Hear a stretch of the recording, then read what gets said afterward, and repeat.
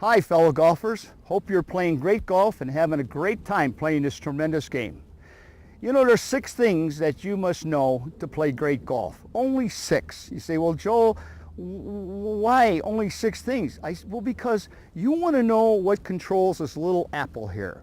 And I ask people all over the country, when I played in various professional tournaments with amateurs, I say, why do you slice the ball? And they say, well, because I cut across the ball. I swing this way. That is not true. A ball slices. The physics of it, it slices because the ball is turning this way. So you have, in order to put that kind of spin on the ball, you have to have an open club face.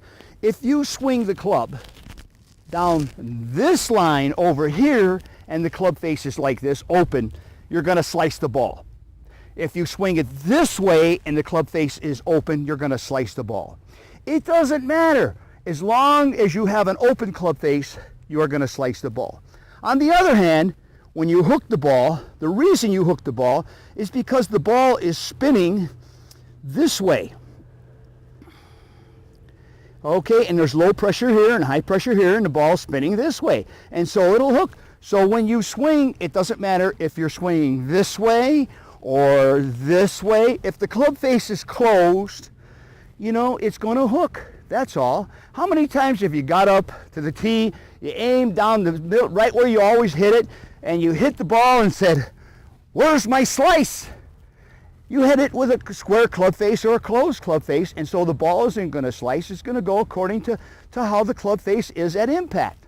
So the first thing you must know is that the hook or a slice is caused by the club face being open for a slice and closed for a hook, and perfectly square at impact for a straight ball. Those are the 3 things. Now, what else do you have to know? Well, if you swing the club to the left, the ball is going to start that way. Will it hook or slice? Who knows? Did you have an open, closed, or square club face? If it's hit perfectly square left, it's going to go start that way and stay that way. If you hook it with a closed club face and hit it left, it's going to go that way. It's going to hook. And I want you to get accustomed to analyzing your shots in thirds. The last third of the ball flight tells you exactly whether the club face was open or closed. The first 2/3 of the shot, on the long shots that is, will tell you which way you were swinging. So you have to know 6 things. If you swing the club this way, the ball starts that way. This way, straight, and this way, left.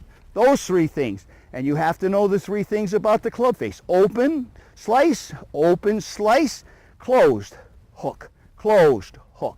Okay, you have to know those 6 things to play consistent golf. So when you go out and you're practicing and you get up and you hit a shot and it goes very nice and all of a sudden it slices, you know your club face was open, and you want to correct that by next time just hitting and trying closing the club face a little bit to bring the club face in square. You want to work with this. This is your club, and you control this club. You know, a lot of times you have troubles with these clubs.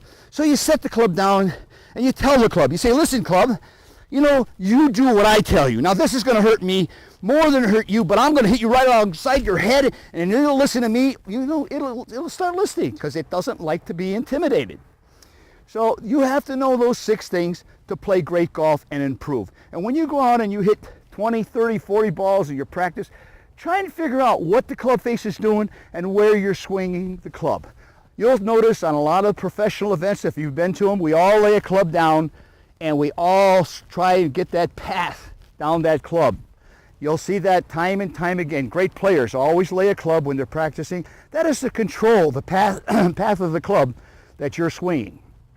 And I hope this helps, and I'm sure it will. When you're out practicing and you make a conscious effort of what's going on, what controls this club face? Your grip. So just a little hint, if the ball is moving right, move your hands a little bit to the right. If the ball is hooking left, move your hands a little bit to the left. The hands control the club face, that's for sure. Your arms control the way the club swings. You can swing it here, you can swing it there, okay? Those 6 things you must know, and I want to thank you very much for coming over and watching Joe Putter and giving you a little help on your game. And when you understand these basic principles, you'll be able to improve your game just by yourself without having to take lessons from, like I was going to take lessons down in Florida from Joe Schnatzen, and he wanted $8,000. I told my wife, I said, honey, Bertie, I'm going to go take lessons. It's only $8,000. She says, Joe, you only make $38,000 a year.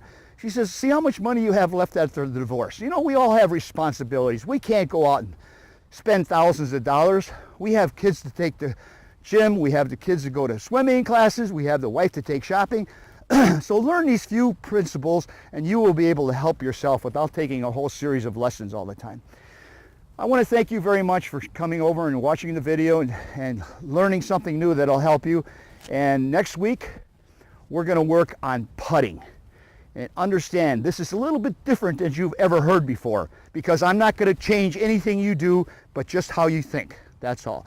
Until next time, hope you have a great time playing a great game, and let's go play golf.